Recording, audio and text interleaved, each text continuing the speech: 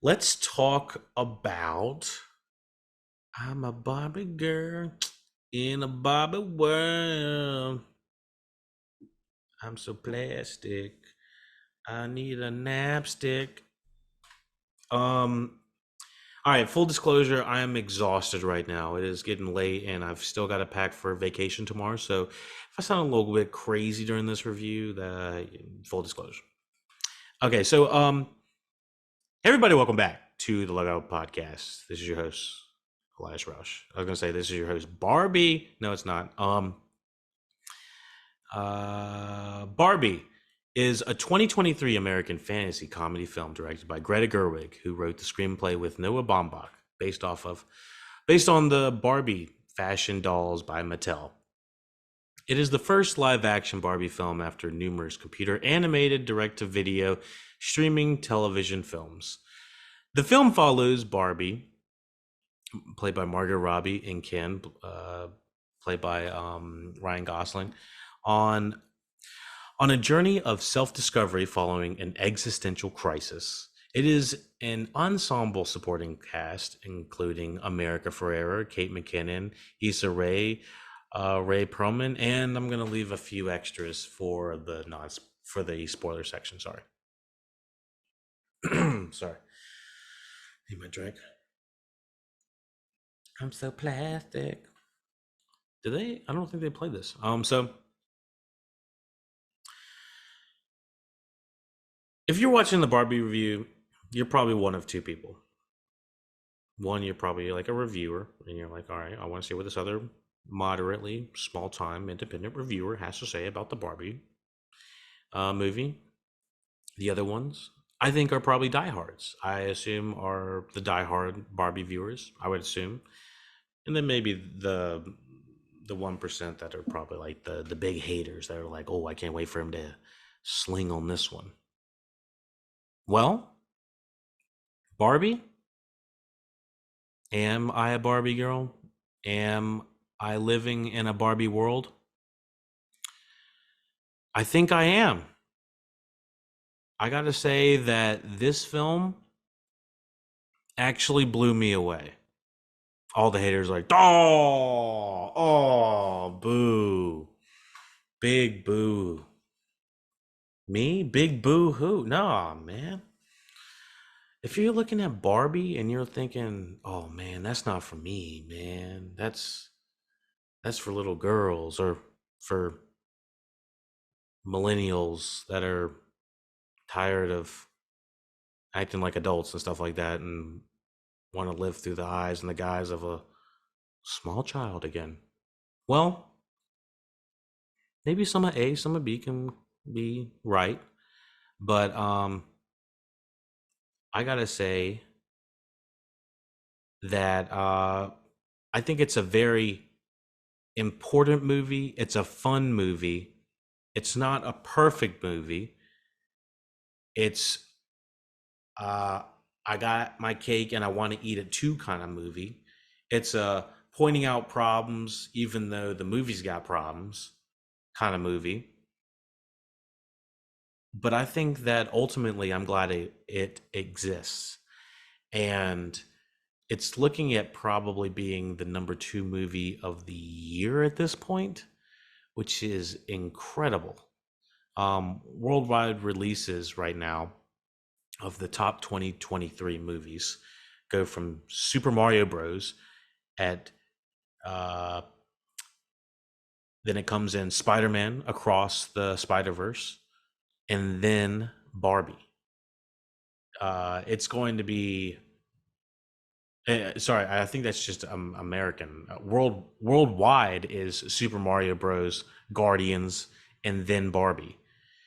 Barbie has already made $795 million in like week two and a half, week three, whereas Guardians made 845 in its entire run. So it's quickly approaching the Super Mario Bros. Movie. Obviously, super successful. The other writer that is joining Greta Gerwig, who is the previous director on Little Women, I have not seen. Heard good things about it, mostly good things, and I did like Lady Bird. Noah Baumbach is the other writer on this. He's most well known for, Life Aquatic with like Wes Anderson, like Mister uh, Fantastic Fox, Francis Ha, Marriage Story. A lot of people love that one. He wrote and directed that, I believe. White Noise last year, and of course, he worked on Barbie this year. So I gotta say, I'm pretty damn impressed with Barbie. Um, it's better than it needs to be. Better than it needs to be. It's better than anyone probably would have placed bets that it would have been. Margot Robbie continues to impress me in everything she's in. She's like a powerhouse of an actor. She can. I've heard she can sing. I can't remember if I've heard seen movie where she sang, but I've seen her dance. I've seen her act. Babylon, most recently in January, was just a stellar powerhouse performance. Enjoyed the hell out of her there, and I think that she just brings this charisma to the screen. I mean, I talked about it a little bit in the beginning of the other Oppenheimer review side of the aftercast, whatever we talked about.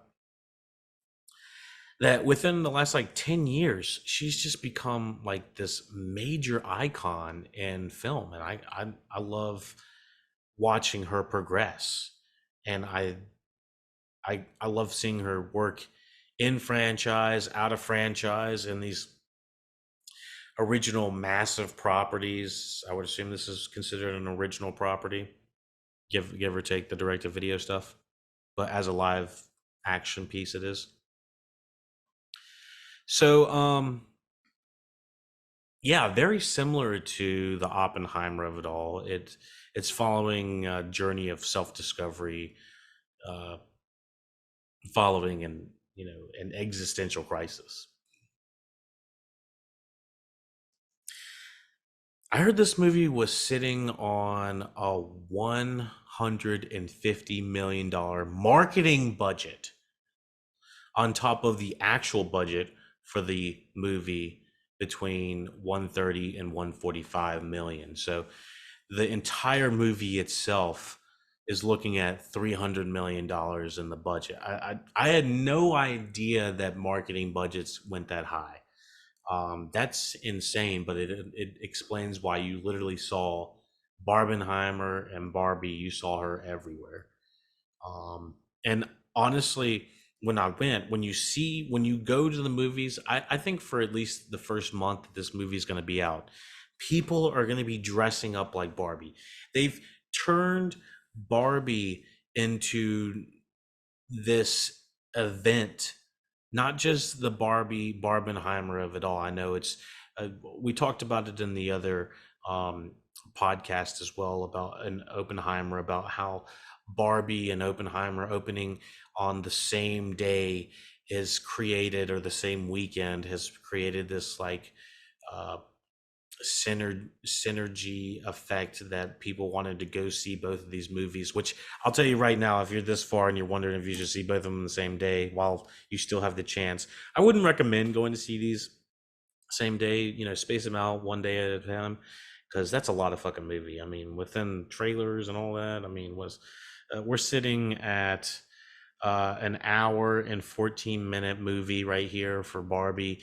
With trailers, that's almost, that's 2.5 plus. You got a 3-hour Oppenheimer movie. That's three. You got to throw another half hour in there for a trailer. Oh god, you're gonna be here all day. I mean, I did hear people do it. Right around 200,000 people did it actually in the AMC system, but that's a long time to be in the theater. I'm not gonna lie. Even for someone that loves movies, I'm like, I don't know about all that. A live action Barbie film was announced in September 2009. Holy by Universal Pictures, with Lawrence Mark producing. Development began in April 2014 when Sony Pictures acquired the rights following multiple writers, director changes, and the casting of Amy Schumer and later Anne Hathaway as Barbie. The rights were transferred to Warner Brothers Pictures in October 2018. Robbie was cast in 2019, and Gerwig was announced as director and co-writer with Baumbach in 2021. The rest were cast. The rest of the cast were announced in early 2022. Filming took place primarily at Warner Brothers Studios, Leavesden in England, and on the Venice Beach skate park in Los Angeles from March to July 2022. I gotta say, love the casting, the direction. Honestly, I like the majority of the things on this movie from A to Z. I really do think this does hit some of my favorite notes. It's funny. Its direction is uh, it's so bold.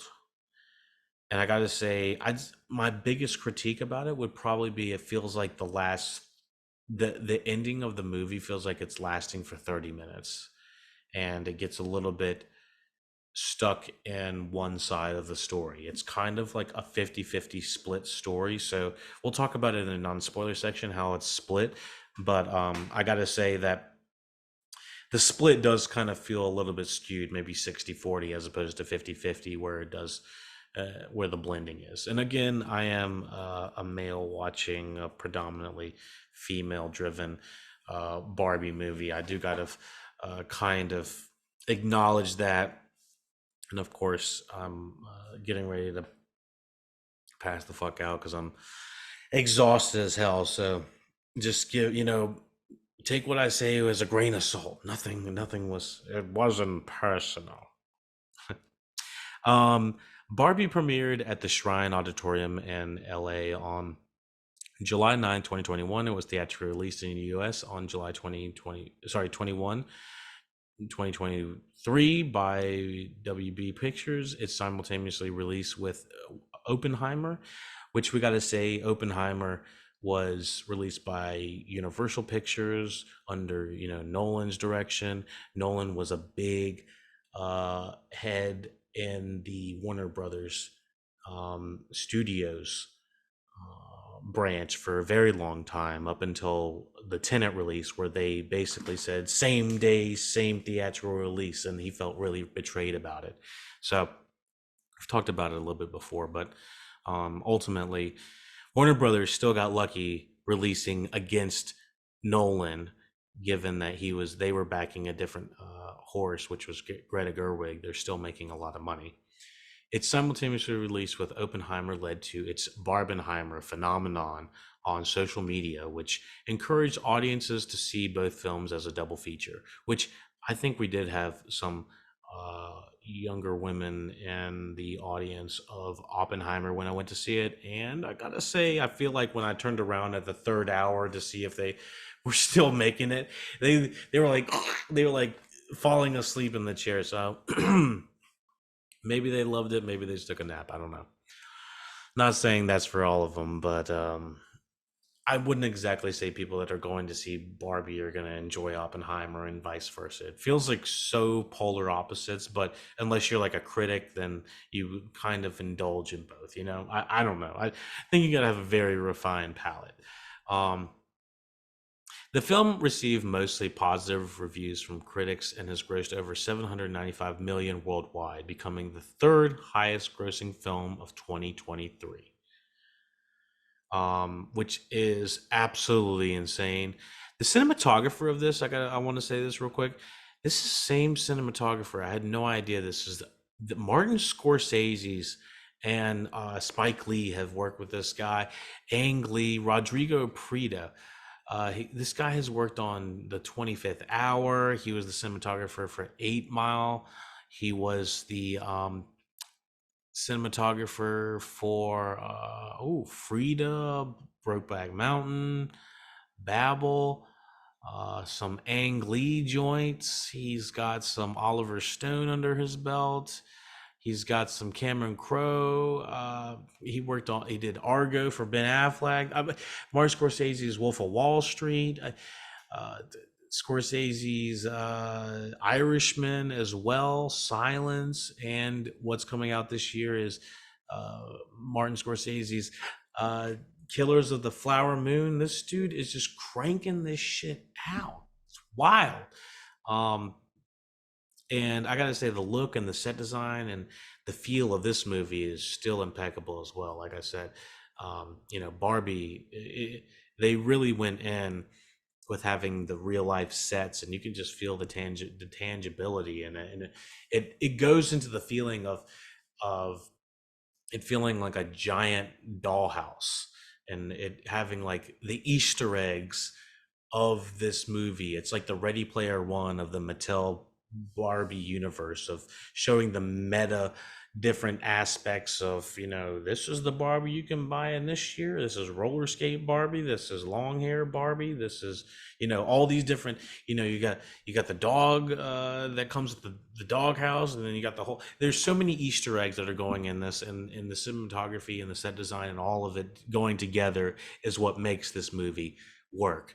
I think that it's going to work on fundamentally several different levels, obviously, depending on what age and how much you relate to Barbie as the character, and you relate to it as a brand, and how much nostalgia you have for it. It's really beating you over the head with that. But just the same way as, like Lego Batman has that same kind of existentialism about being a toy, kind of, so to speak. Uh, you know, it's really beating it over the head of like, where am I? Who am I supposed to be in this world, kind of thing. And yeah, it's great movie. Got music with Mark Ronson on there and Andrew Wyatt. Anything else? I think that's just about it. I generally think that this is probably going to make it one thing. WB is probably going to keep this in theaters. I think people are going to kind of treat this like a musical, and keep on going back to it, bring their friends, keep on dressing up, all that stuff. It's got a really strong message, and positive message. Might be a little bit broad in some aspects, but I think generally it's got a positive female empowering message, or maybe not even female empowering 100%, but it's feminine empowering, I would say, it as well, if it's not just women empowering, of all genders, shapes, sizes, ages, races, all religions, all this. They're trying to have ultra inclusion. Now, with saying that, there was the aspect that came to mind, or that was in the back of my head, that we are still following, despite us having black Barbies. We have Barbies in wheelchairs. We have Barbies that are have unconventional body types, uh in in correlation to the original one.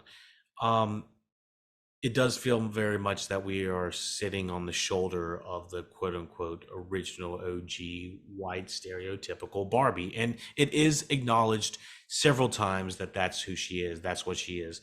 Um, and there is like this meta aspect that I think that sometimes it grapples with and sometimes it doesn't grapple with. And sometimes it's like they wanted their cake and to eat it too, kind of correlation. And I can see that happening in this. Um, but yeah, that's kind of my non-spoiler review of this movie. I'd give it an 8 out of 10.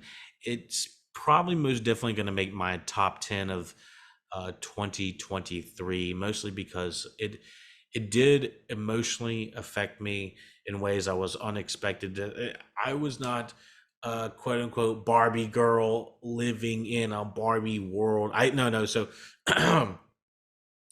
I was not a Barbie girl, but I felt like I lived in a Barbie world when I was growing up, because my cousin, who I spent most of my summers with and stuff like that growing up, she would have these Barbies, and I remember them clear as day, and I was like, oh, geez, I was very much.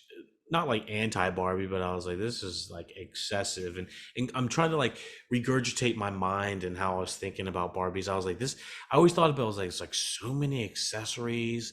It's so big. Like the thing about the dude toys, I felt like our action figures were so tiny and small and like you can move little things and whatnot. And it's like Barbies are so tall and big and wide. I was like, there's no compartments for them. Do you get like, where's the car? You know, I was like, how do you shoot things from their arms? You know, like, I was like, where's the functionality? I was like, all about function and stuff like that. I was like, yeah, I was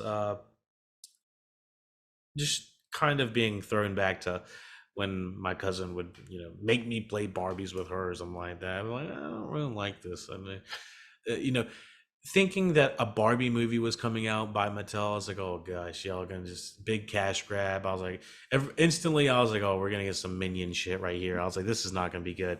And turns out, this is some of the most entertaining, funny, high quality, empowering pieces of media that is meta for good and for bad, that helps the big corporation, unfortunately. But it's like, I'm still glad these messages are being put out there and that they're able to poke and make fun of themselves too. I think that this is it's a fun movie, and I think girls, you know, probably 10 and up would enjoy this very much. Under 10, they might not understand it 100%. They might be like, what's going on? Who are these, Bobby? And I'm a Bratz girl, like like I yeah, I think even Bratz girls will enjoy this movie as well. So whether you were a Bratz girl, Barbie guy, Barbie girl, whatever, I think that you'll enjoy Barbie. I did see some like political posts about it. They're like, "Oh, this is anti this, anti that, blah blah blah." And I was like, "All right, well, I'll watch it. I'll see if it is." And it's like the most bland. No, bland. I'm saying bland. It's like the most. I don't want to say it's like the most generic positive message, but it's literally the most encompassing message that I feel like the most bipartisan message that you could probably say about. It's like women empowerment, and in the same way that sorry, I gotta sneeze. It's kind of like women empowerment, but sorry, a sneeze really got my nose. Um, but sorry, I completely lost train of thoughts. Anyways, they they have situations in this movie where they are showing where Mattel has kind of messed up on the self images of Barbie. And I gotta say that I was pleasantly surprised to see how self aware Mattel was about, poking fun at themselves, that me being male dominated corporation, and having the wherewithal to say, whoa, those designs really did not work. And many corporations aren't willing to go that far. Most of them are willing to be like, all right, that was funny, all right, that was funny, all right, damn it, that was funny, like most of them won't feed into the joke as deep as they did. And I'm glad they did for this. And I feel like Greta Gerwig probably got a little bit of free reign to do what she wanted. um I'm curious how much more they can feed into that for a second movie. I'm not sure if you can really sustain that type of humor.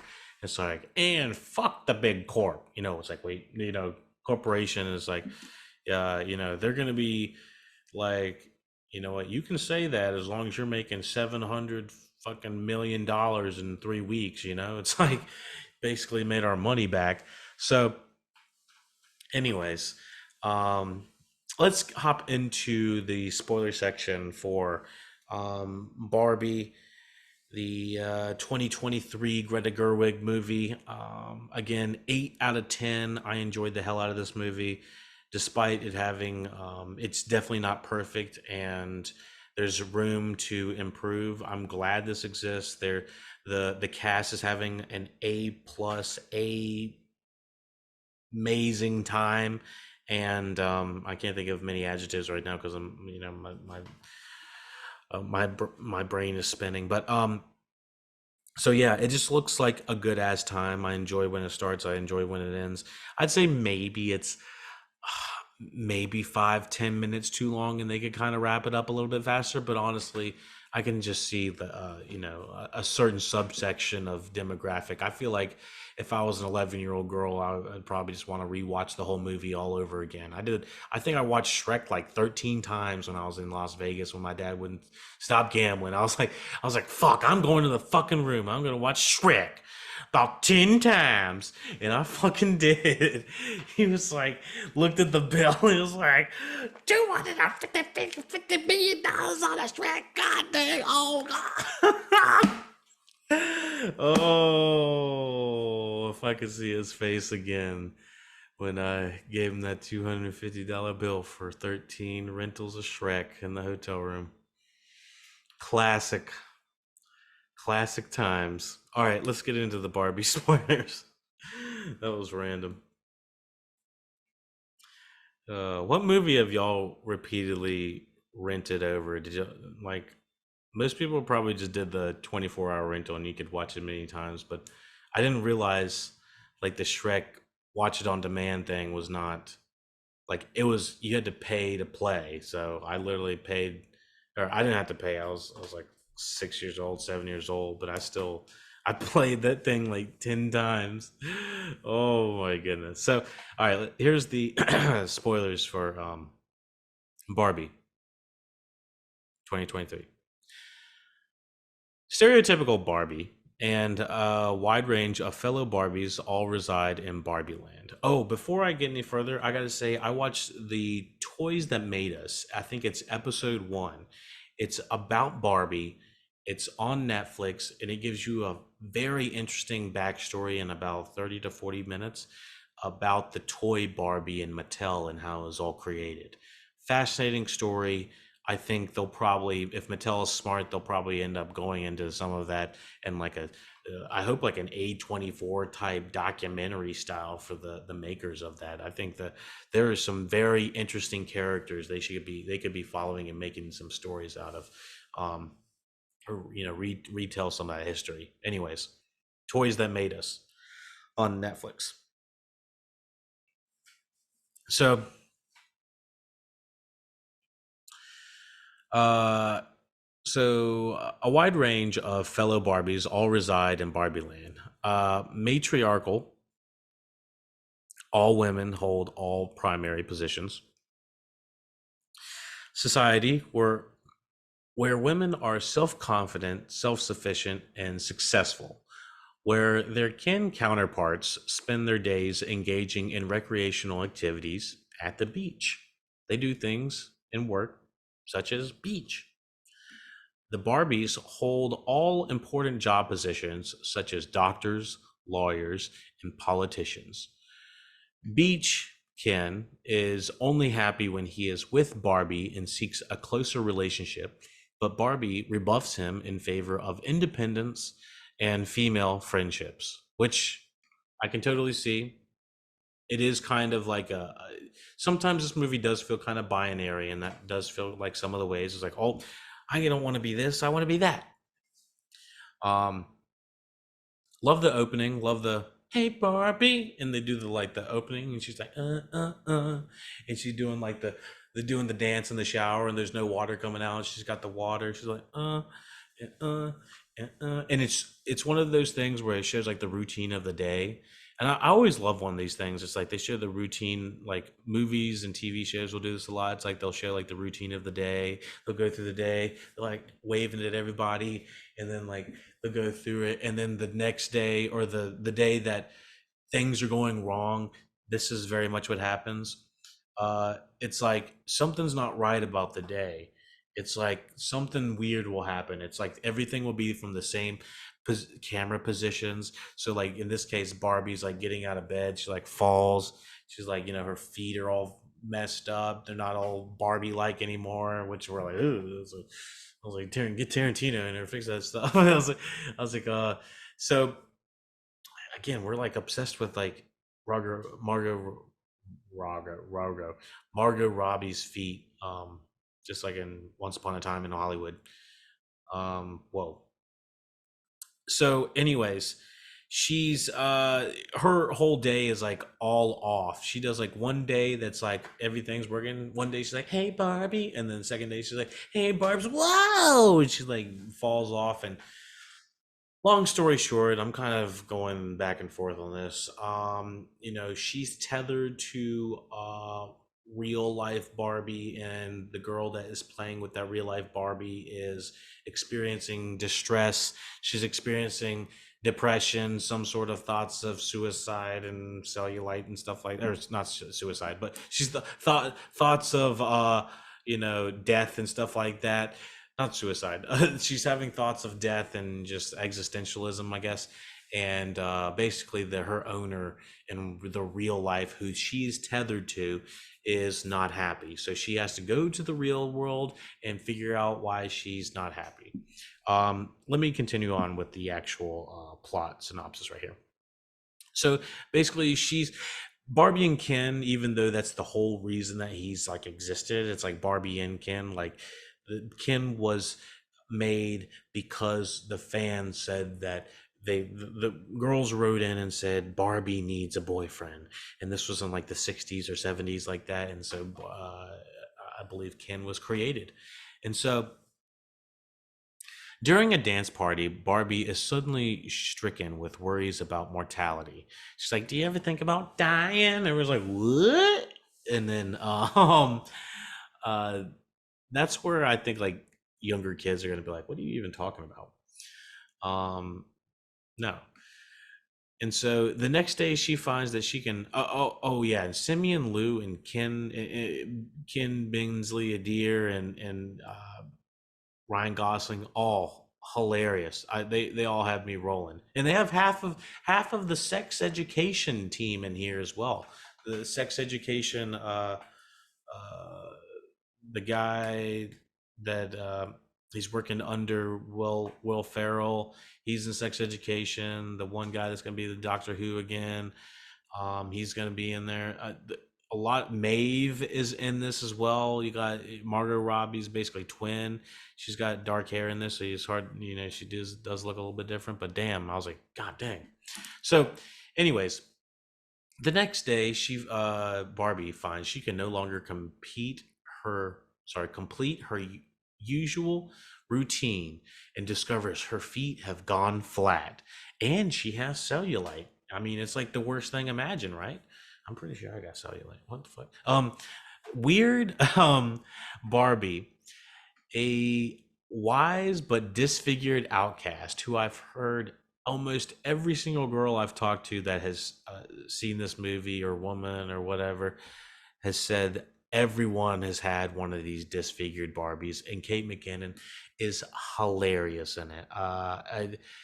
She plays it so well, and she's doing these splits out of nowhere. She's like, "Whoop!" And like the sound effects in this movie are just as good as the visuals you're seeing. They're so fucking funny.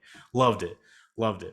Um, so Kate McKinnon tells her that to cure her affliction. Sorry, I can't. My eyes are dry as shit. Affliction. She must travel into the real world and find the child playing with her. On her way to the real world, Barbie finds Ken stowed away in her convertible. And I love how every time someone's in this damn convertible, whether it's Michael Cera's Alan, yeah, old weird old Alan, um, who wears all of Ken's clothes, everyone's in the convertible when someone's found in there. Everyone's like, "Whoa!" It's like some fucking. It reminds me of some Crazy Town or something like that. Uh, kids television show, or like when a kid like actually plays with it. It's so fucking funny, and the way the actors are reacting to it's like Speed Racer but goofy and not serious. It was so fucking funny. I was getting big Speed Racer vibes with some of the transitions and what was going on here. So, arriving at Venice Beach, the two get up to multiple antics, alarming the Mattel CEO, played by Will fucking Ferrell, so fucking good. This was the casting I needed in this movie. I was starting to feel like a little bit of a lull coming up in the point of them like doing like these hijinks and shenanigans of them trying on the when they get into the real world. Basically men are being completely snobs to Barbie, and Ken's loving the patriarchy type shit going down. um where having everything run by men and whatnot. uh and he's like, horses, Sylvester Stallone, mini fridges. It's like just like multiple things that just get him like going, and he's like, oh, that's it. And he's like, this is the way to live, this is the life. And so there's a little part where they're like running around getting arrested and stuff like that. I was like, do you really want me to like analyze that, like how they got out of that and whatnot? Do they have wallets? Do they have IDs? Like, are they just being released back on the street? And it's like, what is going on? So, like multiple times they're like stealing costumes and shit like that. I was like, I don't know what to think about this. Just don't think about it. It's like one of those things. It's like, the logistics of this movie sometimes are just like, just hand wave it away. It doesn't really fucking matter. It's just a fucking movie. So anyways, arriving at Venice Beach, the two get caught up in multiple antics, alarming the Mattel CEO, Will Ferrell. And so when Will Ferrell comes in, it's like it's a much needed breath of fresh air. I love his just ridiculousness. I heard like one or two complaints about it. I was like, this dude is exactly what we need. Some ridiculousness, and he makes their Mattel just look ridiculous in itself, but not to the degree that anyone actually believed that that's how like incompetent or anything like that. So, alarming the Mattel CEO, who orders their capture. He's like, we need that Barbie back in the box. Barbie tracks down her owner, tween girl Sasha, who criticizes her for encouraging her unrealistic beauty standards. Sasha is an outright ass to Barbie, like immediately on hand. It's like, all right, this girl's got some serious issues going on. It's like, she might need some Lexapro, or might need some therapy and some better help or something. Get her some shit out there. That's what I gotta say. So I was like, this is a little bit much. And I will say, like, her finding Sasha and her, a lot of this was just kind of like hand wavy. It's like, don't worry about it. It's like, okay. Um, so there's a lot of like logistical things about the world and about the character. You don't want to like dissect it too much. Distraught after Sasha rips her a new one, Barbie discovers that Gloria, a Mattel employee, is Sasha's mother, is the catalyst of her existential existence. It's not Sasha, it's the mother. Gloria had began to play with Sasha's old Barbie toys while experiencing her own identity crisis, inadvertently transferring her concerns to Barbie, which is why Barbie feels sad Barbie. And we have this like crazy like Adult Swim style like commercial that makes it like, we got depressed Barbie, she got sad Barbie, you got take a nap Barbie. I was just like, this is wild that Mattel would even like entertain this. And honestly, it's right up the TikTok Gen Z kids alleys to have a fucking depressed ass tired ass Barbie. I think it would sell. It would fucking sell. Identity crisis Barbie. You know, I think there's a selling point in a lot of these. Even was it Midge, who's her the pregnant Barbie that was just infinitely always pregnant, can never have the baby. Kind of weird, but I still think that would definitely sell. I think there would be probably pregnant women that would want a midge as, like remembrance of remember when you were pregnant kind of thing. I don't know. I definitely think that there's probably like, am I crazy in thinking that there would be a market for that? I don't know. Now some of those things with the breast enhancing one, it's like, all right, that was a little bit excessive. Didn't need to do all that. So yeah, I heard that. Yeah, there was a ton of these little Easter eggs, from the dog to the outfits to the kins to the. A lot of this was deep cut Barbie merchandise.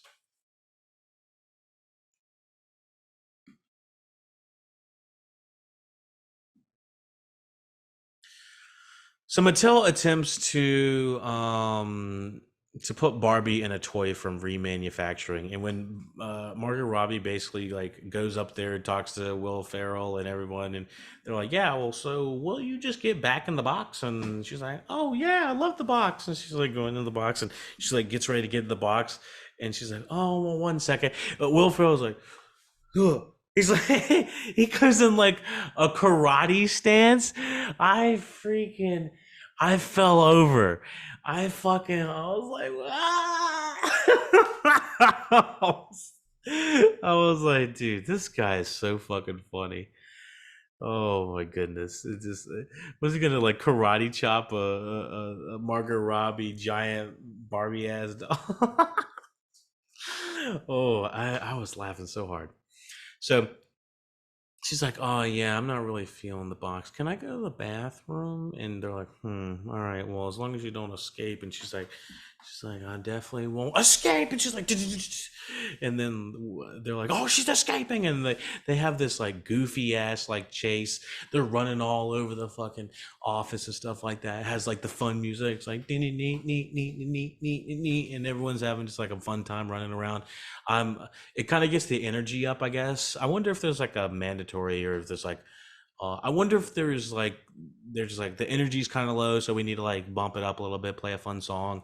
I wonder if it's that kind of thing or what. But it definitely, it gets your blood going up, and Will Ferrell's hilarious. Like he's like running, and he corners her, and then he's like, "Gotcha," and then she like runs around him and stuff like that, and it's just like fucking hilarious. I was like, this guy is so fucking funny. I loved having Farrell in this, and of course it has the blending again with the Lego Batman of it all. So she escapes with Gloria and Sasha's help, and the three travel to Barbie Land with the Mattel CEO and high-ranking executives in pursuit. Meanwhile, Ken learns about the patriarchal system and feels respected. Like I said, Stallone, mini fridges, uh, Ford, Chevrolet, cars, trucks, mountains and shit. I don't know. And feels respected, accepted for the first time. Returning to Barbie Land, he persuades that other Kens to take over, and they like changed all these random things about Barbie Land. They changed like um, put horse heads on the mountain ranges, and Barbie's dollhouse is now Ken's Mojo Dojo Casa house. It's just like making up some random shit at this point. And I'm like, all right.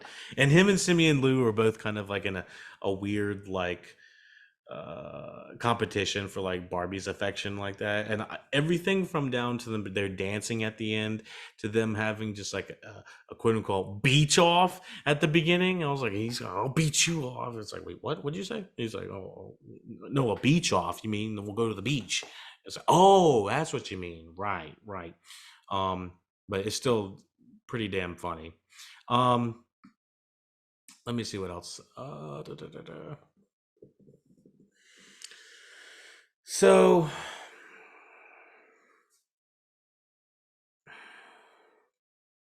returning to Barbie Land, he persuades the other kids to take over, and the Barbies are indoctrinated into submissive roles, such as maids, housewives, and agreeable girlfriends. This is where I feel like the turn of the movie becomes way more of a Ken movie. It's like a secret underground Ken movie, but it's like in the of the heart of the Barbie movie. Even though there is very much the women empowerment of it all, it does feel like But where's Ken in all this? I was like, I don't give a fuck about Ken. I was like, hey, fuck this guy, fuck him, fuck the patriarchal system, fuck all that shit. Um, so, such as, housewives, maids, and agreeable girlfriends. Barbie arrives and tries to convince Ken and the Barbies to return to the way things were, only to be rebuffed. All of the girls are like, basically, all the other Barbies are like, what? What's going on? They're almost like under a spell, hypnotized. She becomes depressed. Like, literally, Margot Robbie's like, all right, I'll just let one of the really good, more leadership oriented Barbies take this one. Bye. And she's like flops over. She becomes depressed, but Gloria gives an inspirational speech about society's conflicting expectations of women, restoring Barbie's self confidence. Now, I gotta say, basically, when Barbie returns back from the real world, kind of starts to feel a little bit more rocky for me. It already was a tad rocky for me in the real world. I was like, where are we going to end this up in? But then it starts to feel like it becomes way more preachy as it goes. But, it is very much of Greta Gerwig wanting to get her thoughts and feelings on the page of, down with the patriarchy kind of system. With the assistance of Sasha, Weird Barbie, Alan, and other discontinued dolls, there's like this big like uprisal of down with the patriarchy. Gloria uses her messages, and I gotta say, every time they cut to Alan, whether he's crying or saying, Alan lives matter too, it's like I'm like, oh my god, I was like, this guy is just too much. Oh, Gloria uses her messages on all Barbies to bring them out of their subordinate behaviors. The restored Barbies then manipulate the Kens to fight amongst themselves and distract from altering the Constitution to enshrine male superiority. So basically, the men are fighting while there's this reconstitutioning of Barbie Land, which kind of feels like it's done like behind our back. It's like we know all of that's going to happen, and there's like this big like women led thing going on, but we're kind of literally the camera is focusing on the men, and it's focusing on the Kens, and it's focusing on all the Kens doing all this. And uh like, it does feel kind of like Barbie gets a little bit of the short shrift. Like, she's the sad one, but then Ken becomes the sad one, and then there's down with the patriarchy. It seems like a lot of things are going on, and I will say I'm not sure if it all coalesces to make 100% sense, but I know I've enjoyed myself in there twice. I've watched Barbie twice. Yeah, I'll come out and say it. I'll say I've saw it twice. And it is very good. I had to see it the second time, mostly because I was like, well, I had uh, like I had to make sure I wasn't crazy, and I wasn't. Um, so Gloria gives an inspirational speech about society's conflicting expectations of women, restoring Barbie's self confidence, with the assistance of. Oh yeah, I said all this. With the assistance of Sasha, Weird Barbie, Allen, and the other discontinued dolls, Gloria uses her messages on all of the Barbies to bring them out of the subordinate behaviors. The restored Barbies then manipulate the Kens, fight amongst themselves, and distract them from altering the Constitution to enshrine male superiority, while the Barbies regain their positions of power. Back to the president. I was gonna say something else, but I was like, that doesn't make sense. Um, in the um, in the process, they also realize the error of the previous societal system, and decide to make changes in Barbie Land, including better treatment for the Kens and outcast dolls. Barbie and Ken apologize to each other, acknowledging their failings. I got to say, for as remarkably impressively fit and attractive as these two actors are, it did feel like oil and water when they were together trying to have some sort of romantic chemistry. I was like, what is going on here? I was like, this is very strange. Um, but yeah, it turns out they don't need to be boyfriend girlfriend kind of thing, and it makes a lot more sense in my opinion. So Ken bemoans that he has no identity or purpose without Barbie, to which Barbie encourages him to find an autonomous identity. Barbie, who remains unsure of her own purpose and identity, basically, Ken, you need to go get a life, get a fucking life. That's what she said, basically. And she's like, I need to get a fucking life. I need to get a life too. So she's like unsure of her own purpose and identity. Meets with the spirit of Mattel, co-founder Ruth Handler, who explains that Barbie's story has no set ending and her ever evolving history surpasses that of her roots, which is a good way to sell it. It's a good way to sell it. That means there's always another fashion line. There's always another Barbie coming out. And you can get one for, I don't know, what is it? What does a Barbie cost these days? Like $20? Barbie cost. Let me see what this costs real quick. Current price $24.97. Yeah. So, anyways, let's finish this up. My eyes are so dry right now.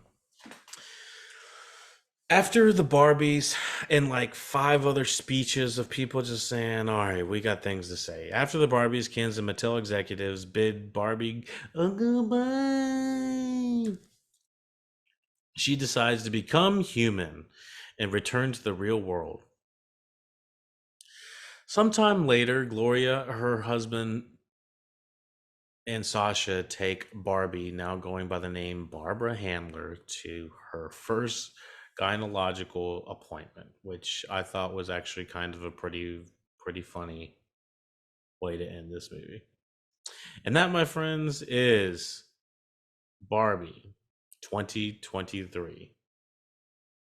Let me know what you thought about this movie. Again, I would give it an 8 out of 10.